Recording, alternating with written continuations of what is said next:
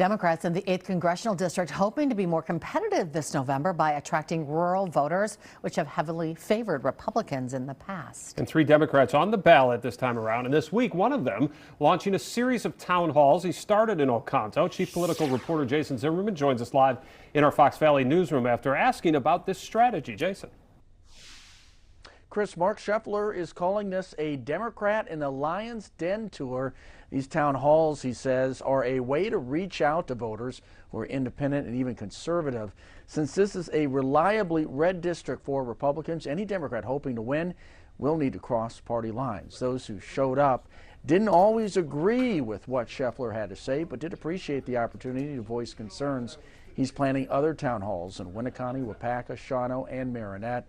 Other Democrats in the race have also been holding events. Rick Crossan recently met with veterans in the Green Bay area, and Katrina DeVille is planning to hold town halls in every county across the 8th Congressional.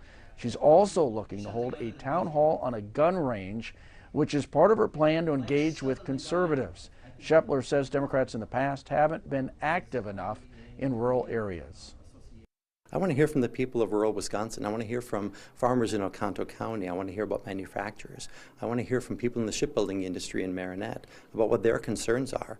And I think I've got a really good palette of proposals that are going to help everybody, not just progressives and Democrats, but help conservatives and Republicans too.